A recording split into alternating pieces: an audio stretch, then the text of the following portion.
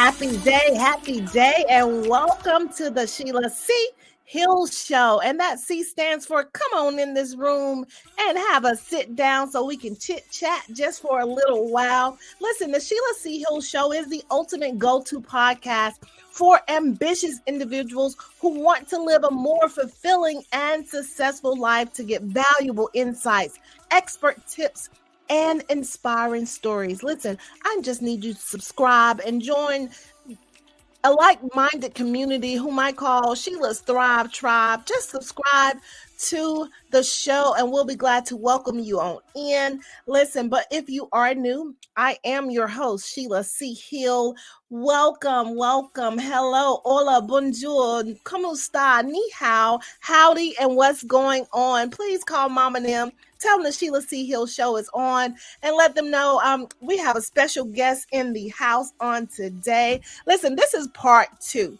So if you have not heard part 1, please go back and go over part 1 because listen, our guest today, we have a celebrity lawyer, attorney up in this joint today, and I'm so excited to have her here. We do have attorney Dorna Jenkins, say her whole government name, attorney Dorna Jenkins Taylor from Taylor and Associates. Listen, thebomb.com is more than that, okay? With over 20 years in practice of law, Dorna Taylor stands ready to assist you with legal and business matters, big or small. Even though she's a celebrity attorney, she worked with the regular common folk like us too, all right? So don't think she can't help you. Believe me, she can. She is committed to help you make a fresh start, whether you are a startup, or is someone about to formalize your business,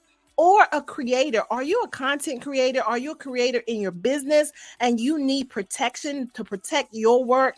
Yeah, this is what she does. And she is there for you. Even if you're an individual who struggled to pay your debts, she got you. So Dorna assures her clients of top-notch service banked on integrity, professionalism, and compassion. Listen, she is everything we need. Welcome to the stage, Miss Attorney Dorna Taylor. I need to take you with me everywhere I go. Just to keep me hype. Yes, sis, I'm your hype girl. Yes. So glad to be here. You deserve it, and it's such a pleasure to have you on the Sheila C Hill Show. We're going to just dive right into this because, listen, part 1 was so good, and there was so much to cover. We couldn't put it all in one episode, hence the reason we have part 2. So thank you all for tuning in on today. Now, we're going to talk about, we had talked in part 1 a little about an attorney. A lot of times people just put it all in one basket and think just an attorney can answer all the questions and practice in all areas. So we want to talk about that piece, and then we're going to tap into your book, Do What You Know How to Do, because those real life lessons on loss, love, and life. Oh, part 1 was so good. I can't wait to get back into it. Oh, okay. So let's talk about the professional side of it. Let's go ahead and go over what type of law do you practice and how can you help people? Okay. So I really have a sports and entertainment practice as a boutique. And I help people who are celebrities, entertainers, athletes, like you said, but I also enjoy working with normal people because we are all normal people, including the celebrities and the athletes and the entertainers. So with that, I love helping people protect their brands, create their brands, curate their brands using trademarks, using copyright for, like you said, our content creators who write books or take photographs or create content on social media. A lot of times people don't protect themselves and then they find themselves upset or mad because so-and-so stole my script or stole my idea or stole my content. And I keep people safe so that doesn't happen on the front end. So I'm really passionate, really dedicated to getting the word out to let people know how they can protect their content, their books, their photographs, their artwork, how they can protect their business, their branding. You got this logo, let's say you're running Sheila's Wing Shack and up and find out that there's a Sheila's Wing Shack in California and they're sending you a cease and desist and they want you to go out of business and you've got a line out the door and they've trademarked it and you haven't, you're out of business or you're changing the name of your business and losing all the brand goodwill that you've built. And people, I find, often don't know how to protect themselves and they don't even think about it until there's an issue or a threat. So I'm really passionate about getting out here on social media and making people aware of the fact that you don't have to be Coca-Cola to do a trademark, that everybody should do that on the front end of their business so that they're protected as they're building and you're not building something just to have to throw it out the window down the road. Okay. So that's the trademark side. On the trust side, I'm passionate about that because once you've built something, people think that trust fund babies are only rich people's kids, but it's not. It's any kid, any family that's got anything they want to pass down through the years. You know, our kids don't have to get it out of the mud, so to speak.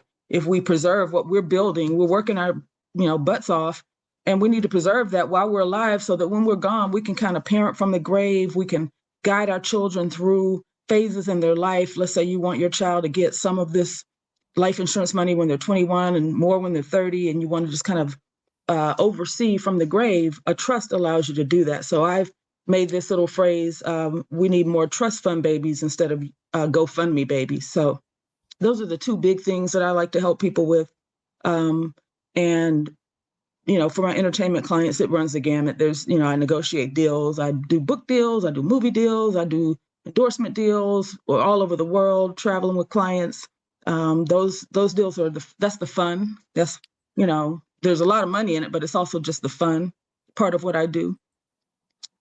Yeah, that sounds like a whole lot of fun. Traveling all over the world with some celebrity clients. Okay, honey, that's awesome. Okay, let's go back to the trademark because a lot of people interchange copyright and trademark. Can you tell a little difference there?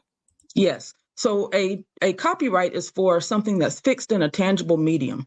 You've written a book. You've taken a photograph if you're a photographer. Did you know that you own the photograph, even if it's of someone else? So if you take a picture of Barack Obama, he doesn't own that. And if he wants to include that picture in his book, he has to contact you, his people, contact you and work out some terms to buy the rights to that from you. So photographs, books, artwork, content, like, let's say you've written an ebook or you've written a course, all of that would be something that you could copyright. It's fixed in a medium. Music, songs, rappers, singers, producers, all of that gets covered under that. Trademarks are for your logos, your brand names, the company names, the phrases that you may see. The guy, I think a lot of people became aware of trademarks with the Where the Money Reside guy.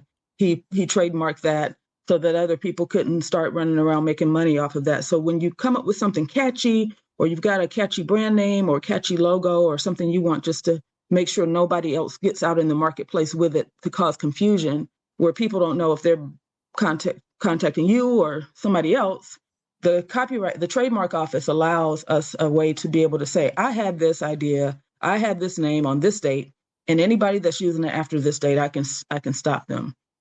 It also can stop you if you're out here with something that looks similar to, Gucci or FedEx or whatever, and they can come in and stop you as well. So you want to have a good trademark attorney on the front end before you buy signs and do all your branding and put all this branding on your socials, only to find out when it's probably the worst time that you need to change everything. You spend all this money when you should have just spent some money on an attorney on the front end and protected it or made sure it didn't conflict with somebody else before you get started. Most definitely. Okay. So with trademarking, so we see the TM with the circle. If you can tell the difference between the TM and then when you see the R in the circle. Yes, that's a great question. So the trademark process is a long process. It's a government process. So they don't do anything fast. So it's about a 12 to 18 month process from beginning to end. When you're issued the trademark at the end, it's retroactive to the date you started using the mark, even if it's before you filed. So you don't lose all that time, but it takes a long time. And I stay with my clients the whole time. So when you see the R at the end of somebody's logo, that means they filed the trademark application and it's pending, it's working its way through the process. When the trademark is issued at the end and the USPTO has sent the certificate that says you own the rights to the use of this name in this class, then you can change over to the TM. And the purpose of both of those is to put the public on notice. This is a protected phrase. This is a protected color if it's Tiffany. This is a protected, logo, so that people are on notice if they attempt to infringe on your trademark. So while you're going through the process, you'll see the little R. And then when you finish, you'll see the TM. So you have the R is last? The R is first. The R is kind of like under registration. Oh, okay, gotcha. Right, and then it could fall through. Okay. If you didn't, get the right attorney and you don't know where you're going with it. And then at the end, when they finally say, okay, you've finished all the steps, everything is approved, then you can use the TR to show it's a trademarked item. Okay, now what do you say to the new business owner who say, listen, I done had to pay this and I had to pay that. I just really don't see the importance of getting this done ahead of time. What do you say to them? I would say you're wasting the money you spend on this and that, possibly, because if you're spending money on, logo designs, you paid a graphic designer, you've got a website built, you've put signage up if you're in a storefront location. If you find out too late that someone is saying you're infringing on their trademark, all of that has to come down. All that's for nothing. So the first dollars you spend really should be to do a search and find out if what you're planning on building is something that's not already owned by somebody else and unique enough to be trademarked so that there's not confusion. Mm-hmm. And then you should buy all the website and all the other stuff, because you're just throwing money out the window possibly. And if someone comes in and says you're infringing their trademark, you're not going to be able to work anything out with them. Wow. Because a lot of times people feel that if the website is available, if the domain name is available, or that means nothing. Yeah, the social media handles are available, that, hey, I'm good, but they don't know what's done as far as the trademarking piece of it. So right. To all your business owners, new, even if you're a seasoned business owner, please make sure you get this taken care of. You want to protect your brand. You want to make sure that no one can come in and claim that, because they could be living under the radar and you've never heard of them. And then they've already have their stuff together. Listen, put the money in at the beginning and go ahead and book her. Okay. Because listen, she know what she's doing. She got it going on. Go ahead and book her. Woo, honey, because if you look at like Coach Prime, right? Because he was in the news a lot this year. So Coach Prime, we all know him as Coach Prime, but guess what he did? He trademarked Coach Prime. Wow. Not only just so he can be selling things or wearing things that say Coach Prime, so that you can't. Right. So a lot of times the celebrities, we can look to celebrities to see what to do because they have the best practices most of the time. Lawyers like us who represent them are protecting them nationally, sometimes internationally. So we're thinking bigger than the wing spot down the street.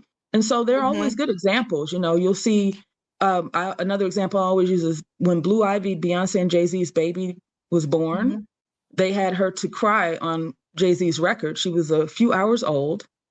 And then they were able to use that as a commercial use to show her ownership of her name. And they filed a trademark on her name. Now, Blue Ivy may never sell a thing. She is richer than rich.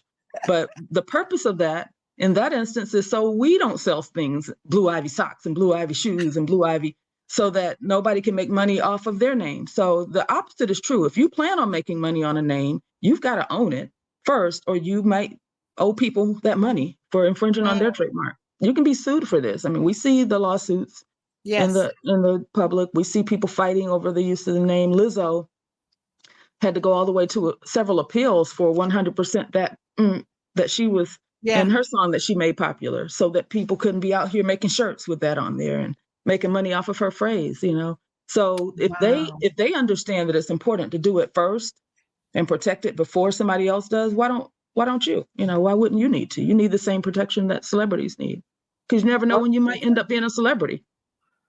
That is so true. And you want to go ahead and start how you want to finish. So you want to make sure all your ducks is in a row and you have everything taken care of, because like you said, as you begin to scale, that's going to be the furthest thing from your mind, because you're going to keep thinking about building your brand, and that's something that you're going to miss out. Yeah. And what's the Woo! point of putting all this blood, sweat, and tears into building something and then be looking over your shoulder wondering if, someone's going to come and make you have to change everything or stop what you're doing, or God forbid, get a judgment against you and sue you. Right. Now I know who was it? LeBron James, he trademarked the shut up and dribble. Yeah. Where the news person, I was like, that makes sense. Like now he can use it. Yeah, he That's made money off of that, and she should have trademarked it.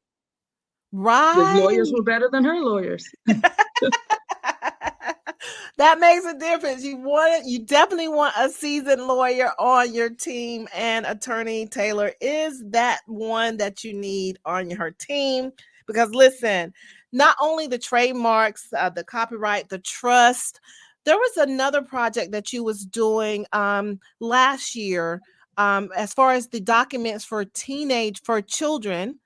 Well, we call them children, but they're young adults. Can we talk about that? Yes. So that's something that was put on my heart to do, because I am a parent of a young adult like you are, who was going into college. And what people don't realize is once these children turn 18, they're considered adults, even though we know they're children. And so once they go off to college or they go to the Army, and you try to call up and say, I need the grades, or I need to know, what's going on with the financial aid, they're not going to talk to you, because you're calling about an adult who has rights. So unless you have certain documents in place to give yourself the right to have access to this information, you're going to be hung up on. I don't care if your child is in the Army and he's in Kosovo fighting for his country. You're not going to be able to get any information without their permission. And it's going to be too late once they're off in Kosovo to try to get them to sign these documents in front of a notary. So I created a website, Easy Legal Documents, with the help of Borrow My VA, by the way. They built it for me. A website called easylegaldocuments.com, where I offer a bundle, young adult bundle, that contains all the documents you need to give you the information, the right to the information. And you have your young adult go and sign the documents in front of a notary, and then it's a seamless process. And it happened with my daughter. She got sick and was hospitalized in her first semester. And I'm driving to get to her because it was the middle of the night when I got the call. But I was able to call and talk to the doctors. She was not even conscious, able to talk to the doctors because I had that paperwork in place to get the information directly about what's going on with my child. Imagine I'm driving there and they won't tell me anything because she's 18 years old. It would have just driven me crazy. So it actually came back to help me almost immediately in her first semester. Wow. That's amazing that you had those paperwork in place. Wow. I can imagine just the drive going there and so far, ooh. Okay, so with that, is there something also for, we're raising our parents now in a sense. So is there something like that for your parents, for the parents? What do people need when it comes down to being the POA, power of attorney, or getting documents? Is there something, a bundle like that as well? Yes. So I thought about, because I'm in the sandwich generation. I'm raising my children. I'm raising my parents. And a lot of us in the age group that I'm in, middle 50s, early 50s, we're in that boat where our parents, they're still in their right mind, and they may have some health issues, or we may have elderly family members that aren't our parents or neighbors or people that we just kind of help out. And when it's time for them to do their Medicaid enrollment, they may not understand what all is going on, or they may not be able to sit on the phone on hold forever, and they may want you to help them, but without, again, the documents, because they're certainly an adult, documents giving you as a third party permission for the hospital or doctors to share the information with you, they're not going to talk to you. They're going to say, I need to talk to Miss Lula May or whoever she is. And she's not going to maybe understand what they're talking about. And it's important to do this before our parents or elderly family members start to lose their faculties or maybe have some memory issues, because they have to be of good sound mind and body to sign these documents. And the notary is not going to notarize them if they don't feel they're comfortable and competent to understand what they're signing. So again, this is something people have to do before it's too late, before they really need it. So I created an elder care bundle as well, also available on easylegaldocuments.com, to allow you have all the documents you need for financial power of attorney. If you need to go in and do some banking, if you need to talk to the Social Security office about what's going on with their check or their medical, Medicaid, any of that, the open enrollment period. We also have healthcare power of attorney. So let's say they go into the hospital and the doctor's needing some decisions to be made and they don't have the ability to make them. It allows you to make decisions for them for their healthcare. And most importantly, for the doctors to share information with you. How many times have we called the hospital to ask about mama, grandma, and they said, we can't tell you anything. If you have this bundle, they'll just talk to you because they don't want to violate, and they will not violate the HIPAA laws, which prohibit them from sharing information with a third party about someone's medical history. But if you have these documents, they'll talk to you.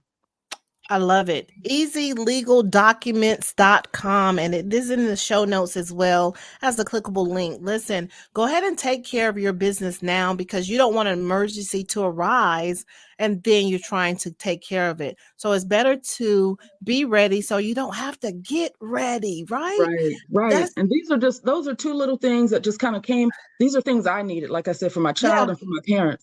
So I said, if I need this, everyone else does too. So let me just make this available, make a bundle, because a lot of times people just don't know. And if I have the information, I'm always going to be one to share it. I kept it affordable. It's like $119 for the elder care bundle, I think. Oh, wow. Maybe even less than that for the young adult bundle. I think it's like $97 or something, just to get it in the hands of the community. Most definitely. So you dealt with the problem that you had to do with. You solved the problem. There is a gap there. And to understand that now this is coming from an attorney. So that gives that social proof. Because, somebody could say, hey, I got a bundle. We don't know you. It's a bundle of junk. So since you had to use it, we know that the documents that are in there is legit. And that's something that we need to make sure we're taking care of our. Thank you for doing that and reaching out to solve a problem. You solved your problem, but you're helping us as well. So thank you for that. And can I poke something in? Because you made a good point.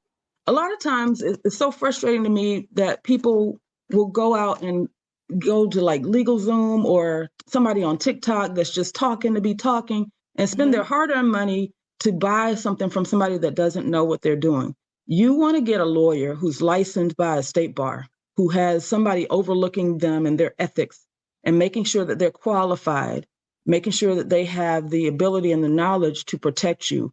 Because if you go out and get Joe Schmo from TikTok and he gives you some nonsense and you can't use it, there's nobody you can go complain to. And, people sometimes feel like I can't afford a lawyer. You have no idea. I personally make these things affordable to get around that. Because I'm not doing this to keep my lights on. My lights are on. So I'm doing this as a give back. So I just caution people to not take the cheap route for things that are important, or not take the what's right in front of them or whoever's making the most noise. There's so many people on TikTok, Instagram, Facebook, just talking loud and saying nothing. Do the diligence to just come to my group, get to know me. I'm in there for a year's worth of content, a seat at the table on Facebook, sharing information just like this. You all, watch the Sheila C Hill Show. You know that she wouldn't bring anybody on that's not quality, that you can trust. And just, be careful with who you spend your money with, because I get so upset when people come to me after they bought some junk, fill in the blank type stuff that nobody has reviewed. And then it's like, you have to start over. I had somebody who paid somebody $3,500 for a trust. And the whole thing was nonsense. What? They had gone out and got a tax ID and everything, stuff they didn't even need to do, created all kind of problems with the IRS for themselves. And the thing was talking about them being a sovereign citizen and all that. Oh, no, not one of those. No. And I was like, see if you can get your money back. She went to find the people and couldn't find them. And because there's no bar licensing board or bar or nobody to keep up with these people, she just lost her money and she had to start all over. And it was heartbreaking, but, we got her where she needed to go, but she spent the money twice. She paid them just as much as she had to pay me, but got nothing. She had nothing that I could use. It was so sad. And, I really am doing more on social media. I'm older than social media. I've been in business when it was like, pick up the telephone and call me or come sit down in my office. But I've been adapting, because this is where the information needs to be for people to get it. And shows like this is really helpful as well. We're out there. There are real lawyers out here who know what we're doing, and we want to help you. Lawyers are not, like I said in the first part of this, not always, the bad guy or the person Right. who's out to get you or sleazy or slimy. Most lawyers are really here to help you. Yes, you're going to pay for the help, of course, but people are out here that know stuff that can help you. And I'm doing everything I can to get myself in the places where people can see me and know that me or my friends who are lawyers or judges can be of assistance to you, and especially in the African American community. A lot of times we just feel like we don't know a lawyer. I grew up not knowing a lawyer. We talked in part one about the only Black female lawyers I knew was Claire Huxtable and Maxine Shaw, attorney at law from Living Single. So all TV lawyers. Yeah, it's not a knock. It's an unfortunate truth. And so I'm trying to be, hey, here I am. And if I can't help you, I know 600 Black female lawyers that can, just plug into my network and we can get you where you need to go, so that you can just focus on building your business or raising your family or cooking dinner or whatever is important to you, and not worry about what's going to happen when something goes bad. Most definitely. Listen, TikTok, my daughter, she's 25 and she gets all her information from TikTok. It is like a search engine for the younger people. Mm-hmm. So it'll be so good I know you have TikTok now. What's your TikTok handle? It's Attorney Taylor 0. Okay. All right. So so I know you're going to be dropping some really good information as not just a real attorney, a real celebrity attorney. Because listen, you have so much experience with the sports industry, the music industry, and let's not to mention that you were a songwriter and gotten awards and. Yeah, I've lived 7 or 8 of my 9 lives, I guess, at this point. And that's kind of what informs what I do, because I wanted to be I wanted to be an entertainment lawyer coming out of law school. Well, I didn't know then that I wasn't going to be able to just jump right into that, because that's a closely, held community. Okay. So what I was able to jump into was the entertainment industry as a songwriter and a producer. And I wrote and produced songs with Keith Sweat and LSG and T-Boz and some of the other R&B artists of the time. Atlanta was the place to be, and I'm here in Atlanta, and it was just a wonderful time. I got a gold record, a platinum record. I'm really proud of that stuff that we did in 2000. Yes. But that informs what I do now. So now I represent young artists who are right where I was then, and also young athletes, because we know that the NIL laws have changed, name, image, and likeness laws have changed, and now your high school students can make money off of their image and their number and their jersey and their name and their, what they're accomplishing on the court or on the field. And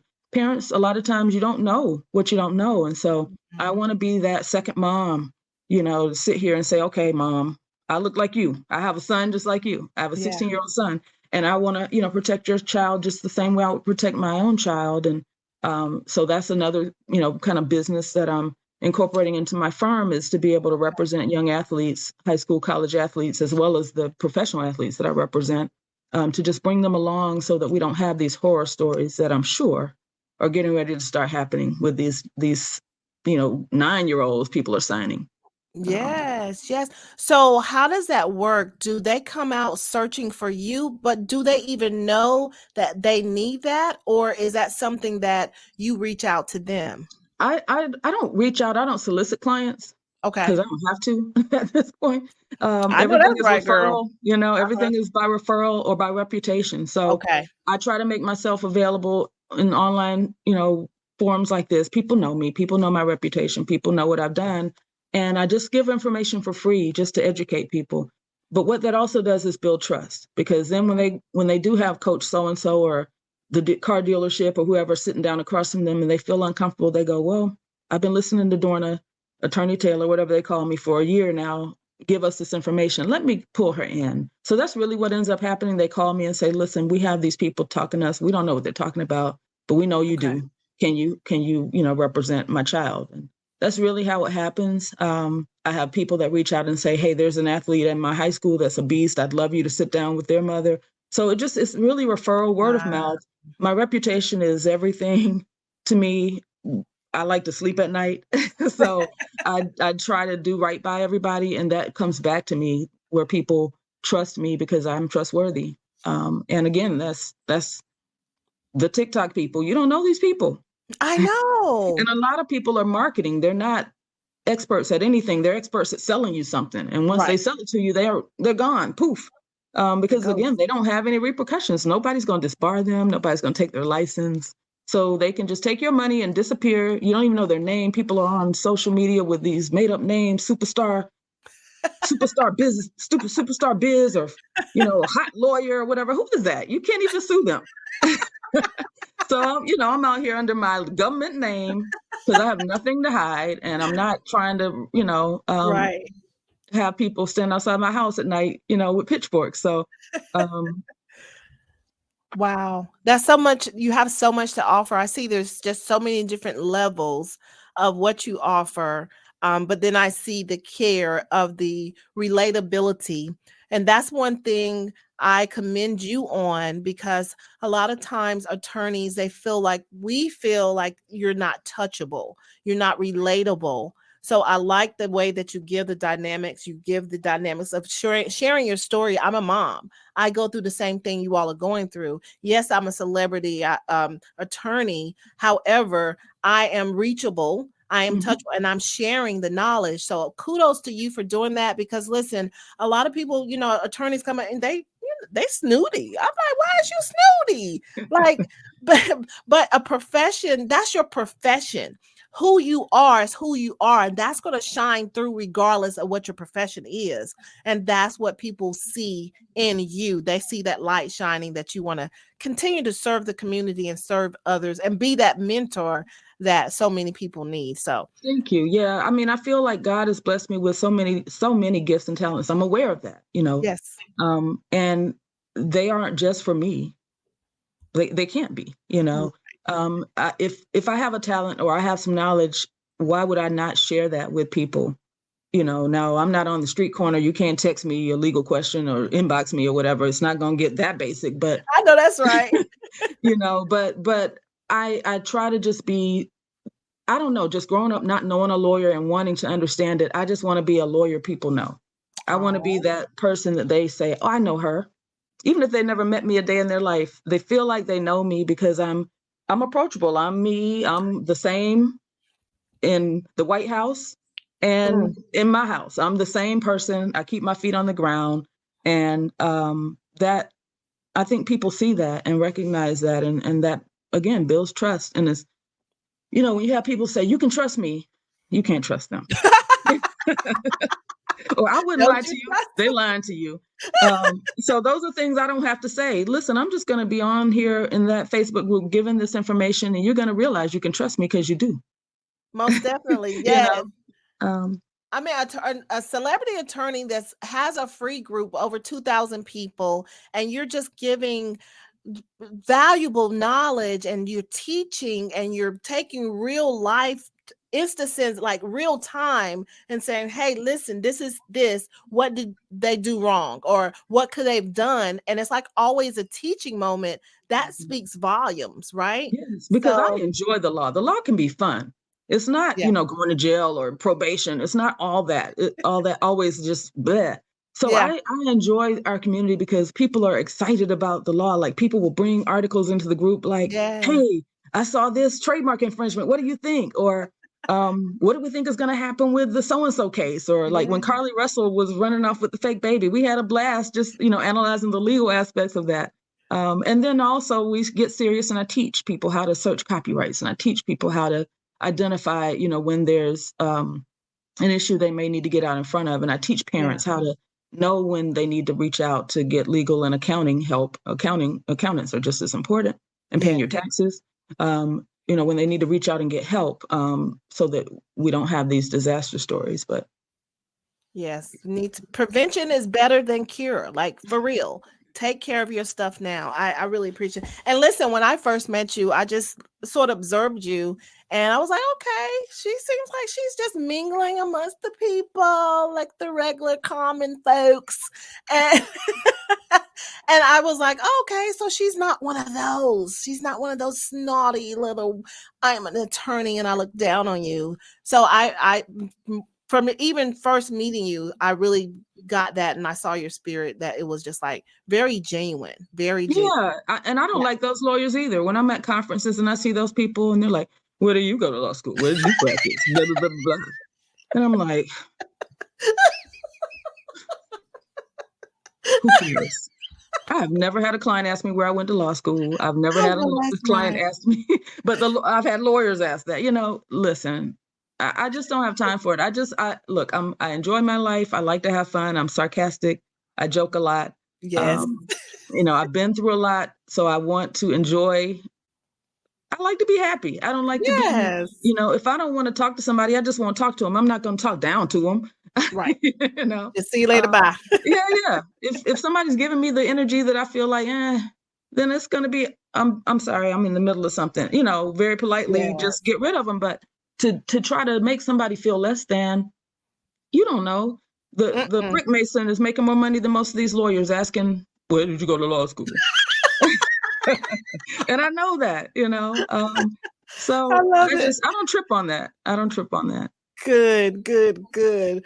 Okay, so we have gotten through just your career and the different things. We're going to tap into another hat that you wear, and that hat is an author. Let's switch the hats now. You are now an author of the book, Do What You Know How to Do, Lessons on Loss, Love, and Life. So after our brief commercial break, we're going to come back and talk with you about that because I'm so excited. So just one moment. We're going to get ready to get our commercial on. Woo! Y'all going to get ready for this book now. But if you have not tapped into part 1, please do so. Everyday caregivers rise as the unsung heroes in our communities. At Huff Legacy Caregiver Support Network, we stand by these heroes, offering them the education, support resources, and events that they need to refuel and rejuvenate. We understand that when we uplift our caregivers, we uplift everyone they care for. Join our cause, lend a hand, donate, or volunteer today.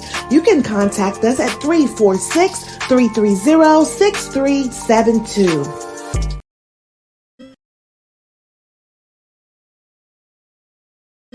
Huff Legacy Group LLC, where business aspirations meet expert guidance. Whether you're a budding entrepreneur or an established brand, we tailor our services to your journey. We offer business consulting, top-tier photography and videography, virtual office services, notary, educational services, and so much more. We have what you need. Partner with us and redefine success.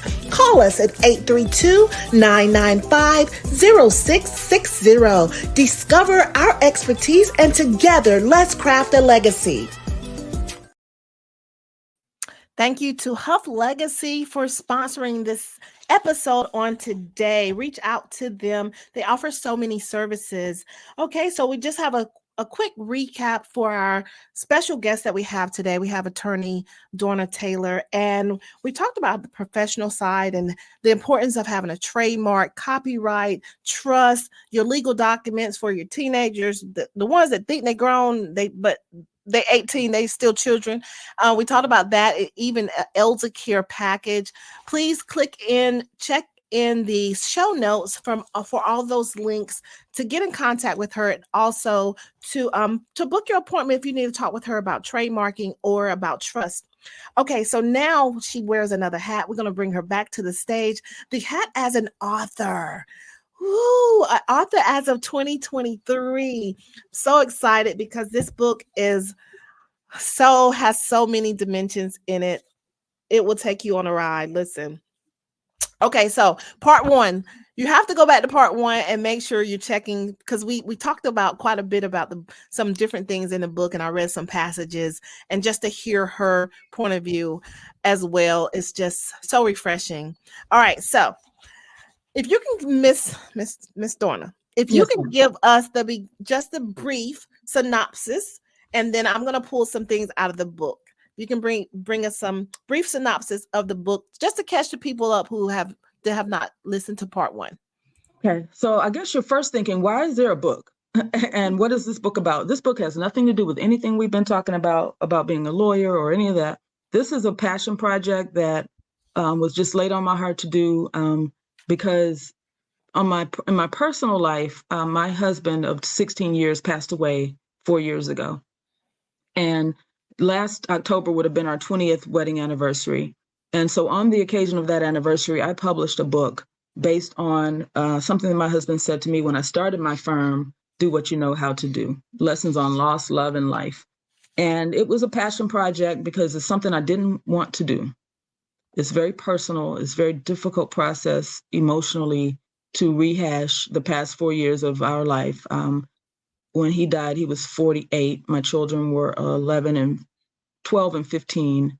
And it was just earth shattering and mind blowing. And it was right before COVID. So we went from that huge loss into a period of quarantine. And then we built our lives back up to where now my daughter is a freshman in college and on scholarship, doing wonderfully. My son is a sophomore in high school, also doing wonderfully.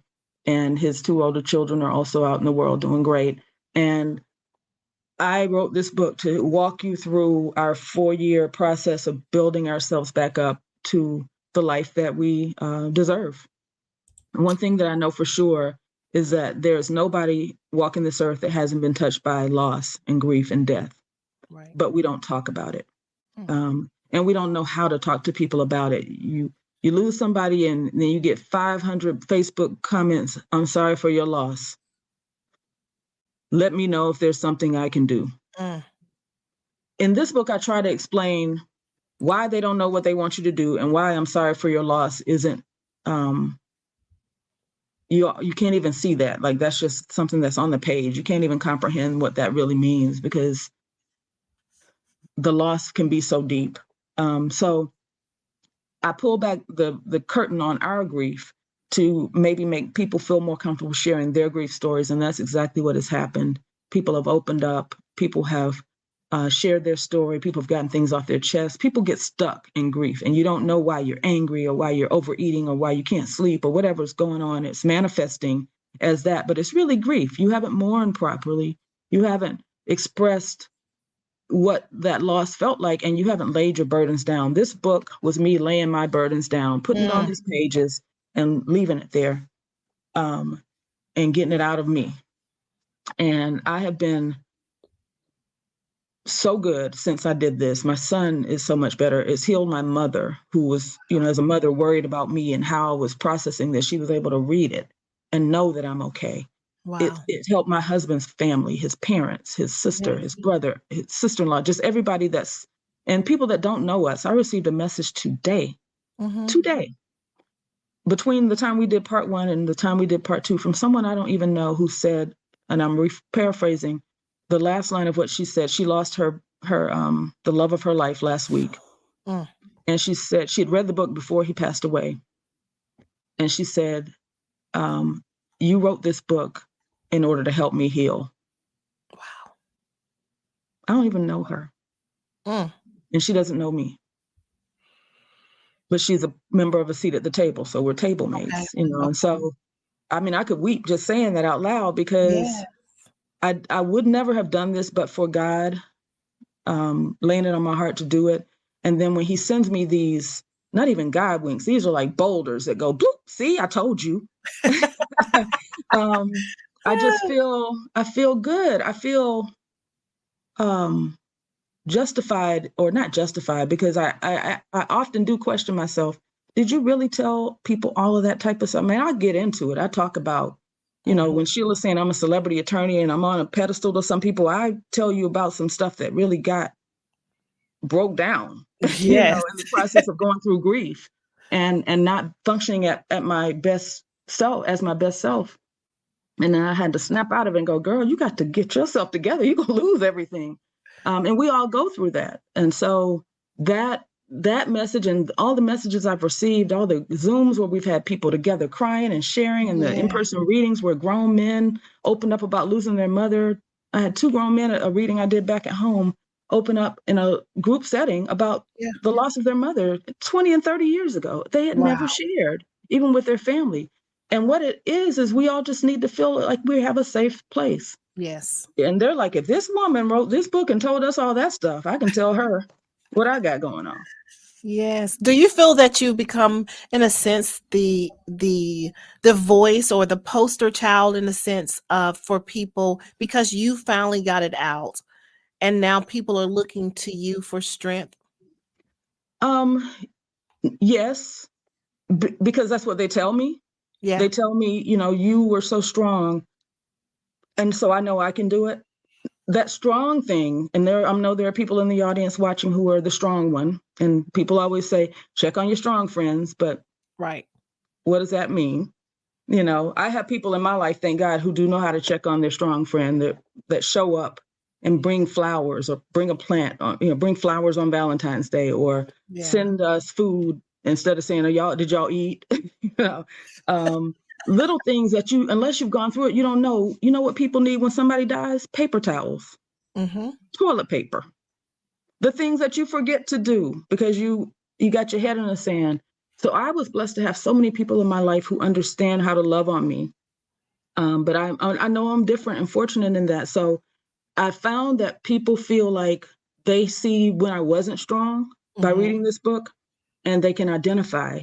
And so then if they can see what I was like when I wasn't strong, they watch me build myself back up to my normal operating capacity, and they can follow that blueprint to get to healing on their own. Yes. And I believe that this is the book is the blueprint. This is a comprehensive guide, a blueprint for people to use when they're dealing with grief and they haven't been taught properly how to grieve. And a lot of people don't go to therapists. Number one, they don't have money. They don't trust it, don't believe it. They're church-based and say all you need is Jesus. Sometimes you need Jesus and therapy. Yeah, therapy. But I believe this book is it was on you to do this, and it was a God assignment to help so many people that did not realize how stuck they were. Yes. To be 20 years stuck, but you're just keep going on.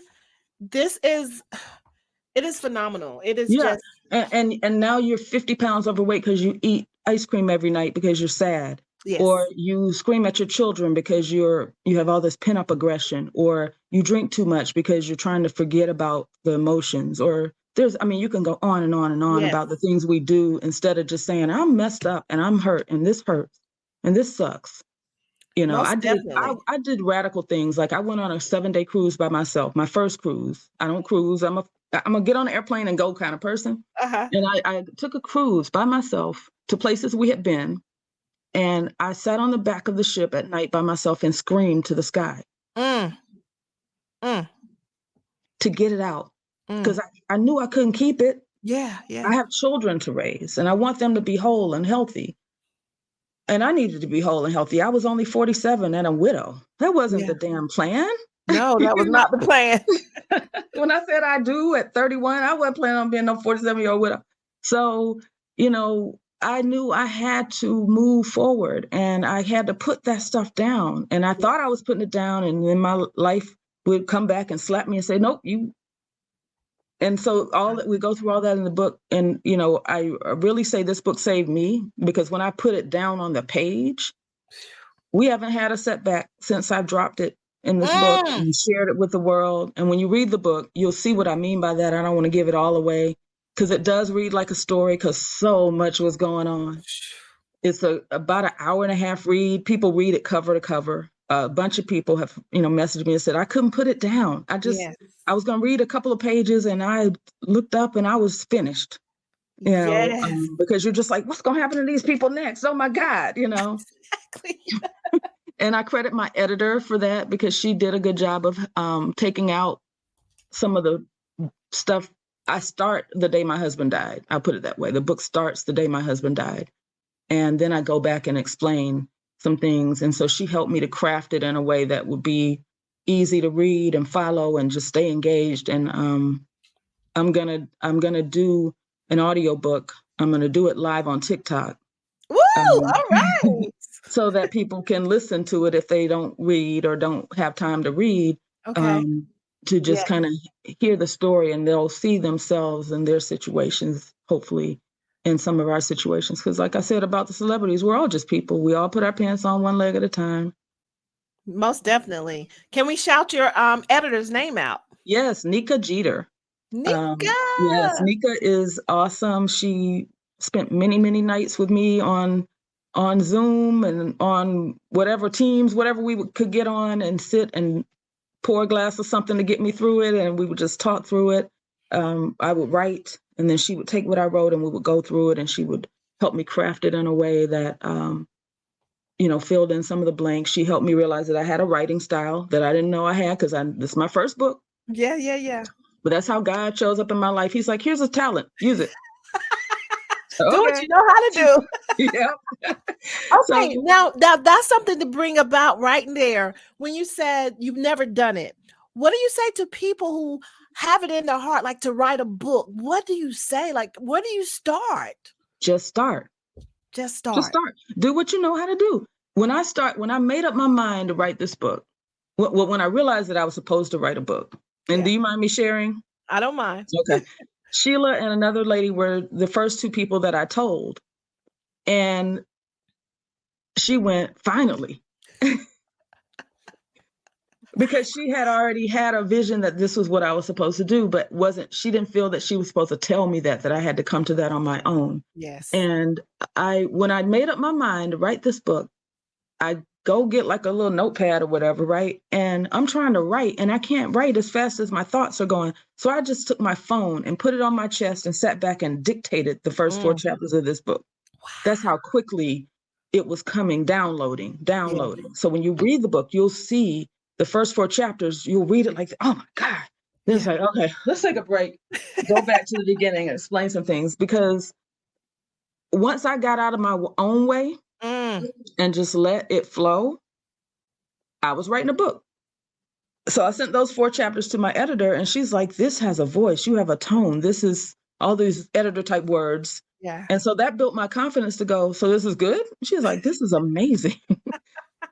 Let's just, take a few things out to kind of keep the story moving and put those here. And she just kind of started moving chess pieces. But until you start, you really don't know what you can do. If we remember riding a bike, you can't ride a bike standing beside a bike looking at it. True. You're not going to learn. But you know what? The way you did the book, but what do you say? I don't know. When you did this and you just had that download, as you was in that process, how did you feel internally? Each time you was letting go, was you getting lighter? Was you as you released, or what?